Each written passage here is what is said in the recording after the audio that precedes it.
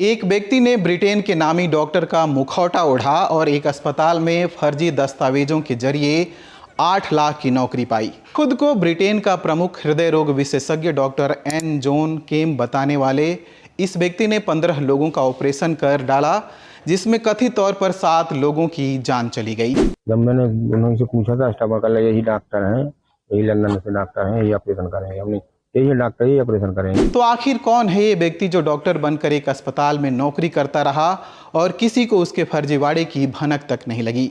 फिर कैसे खुला उसका राज और अब तक उसके बारे में हमें क्या पता है?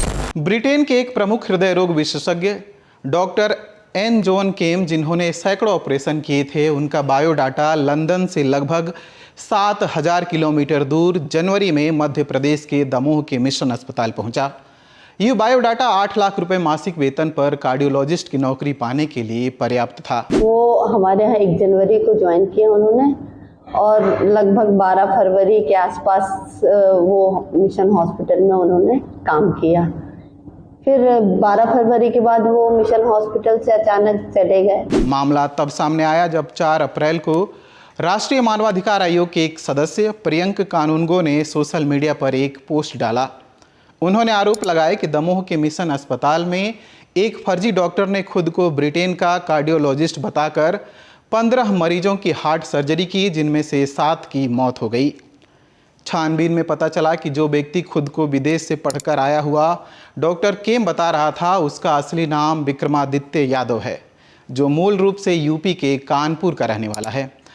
आरोपी ने जिस डॉक्टर एन जॉन केम का नाम इस्तेमाल किया वो हार्ट सर्जन हैं, जो काफ़ी मशहूर हैं और लंदन के सेंट जॉर्ज हॉस्पिटल में क्लिनिकल कार्डियोलॉजिस्ट के प्रोफेसर हैं। असली डॉक्टर केम ने इंडियन एक्सप्रेस को बताया, पहचान की चोरी का मामला सबसे पहले करीब 5 साल पहले सामने आया था।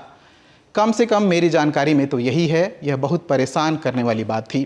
पुलिस ने आरोपी को उत्तर प्रदेश के प्रयागराज से गिरफ्तार कर लिया।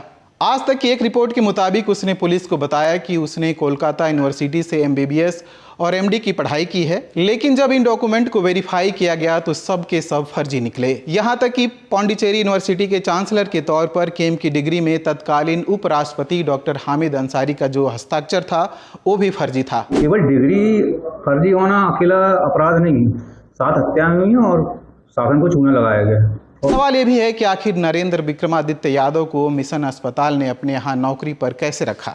इस मामले में दमोह के मिशन अस्पताल की भूमिका भी सवालों के घेरे में है।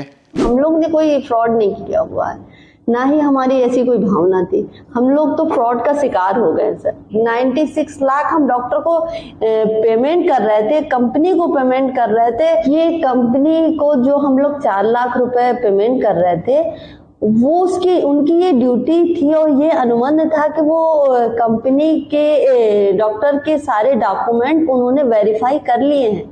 उसी का तो पेमेंट हमने दिया हुआ था उनको। जो डॉक्टर जॉन केम थे, मतलब नरेंद्र जॉन थे, उन्होंने डिक्लेरेशन सर्टिफिकेट भी हम लोग को दिया था, जिसमें उन्होंने ये बात लिखी हुई थी कि ये जो जानकारी उनके द्वारा डॉक्यूमेंट के संबंध में दी गई है कि वो कार्डियोलॉजिस्ट हैं और ये सारे रजिस्ट्रेशन के संबंध में, अगर ये बात कहीं पे भी गलत पाई जाती है तो उनके ऊपर कानूनी कार्रवाई करने के लिए हम लोग को पूरी छूट है। मीडिया रिपोर्ट्स के मुताबिक डॉक्टर की नियुक्ति शासन द्वारा अधिकृत agency integrated workforce solution private limited के माध्यम से की गई थी। इनका इंटरव्यू जरूर हमने कंडक्ट कराया था, बट ऑफर लेटर भी हमारी तरफ से गया था। मतलब ऑफर लेटर डॉक्टर की तरफ से गया था, बट मेडिटेटर हम थे, बट ज्वाइनिंग हमारी तरफ से नहीं हुई है इनकी, क्योंकि जिस दिन को ज्वाइन करना था उस दिन उन्होंने ज्वाइन नहीं किया हुआ है। डॉक्टर का फर्जीवाड़ा सामने आने के बाद अब अस्पताल और एजेंसी एक दूसरे पर आरोप लगा रहे हैं। अगर यहाँ पर इन दोनों ही पक्षों से लापरवाही हुई है तो नो डाउट कि उनको इसमें अपराध में शामिल किया जाए। बाल कल्याण समिति के सदस्य दीपक तिवारी को सबसे पहले अस्पताल में मौतों की भनक लगी। उन्होंने दावा किया, मुझे सूचना मिली थी कि इस डॉक्टर के अधीन कई मौतें हुई हैं। हमने परिवार से संपर्क किया और मैंने कार्रवाई के लिए अधिकारियों को पत्र लिखा, लेकिन उन्होंने टाल मटोल की। हम उसकी पहचान का पता लगाने में कामयाब रहे और पाया कि उसका असली नाम डॉक्टर नरेंद्र विक्रमादित्य यादव है। लगभग 13 या 14 प्रोसीजर की थी उन्होंने। जो 7 डेथ के बारे में बताया गया है, उतनी डेथ तो उनके अंडर में नहीं हुई है सर।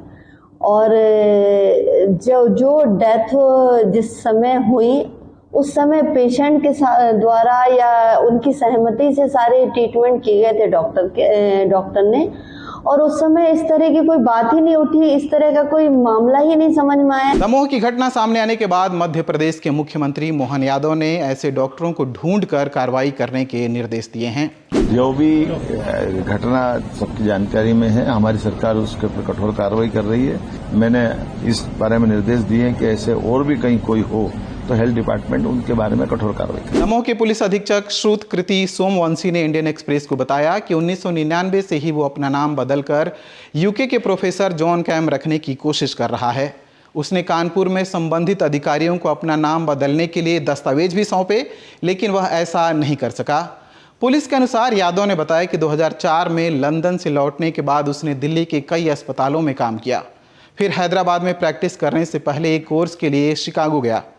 यादव का दावा है कि 2010 के आसपास वह एक और कोर्स करने के लिए जर्मनी गया और 2013 के आसपास भारत लौटा।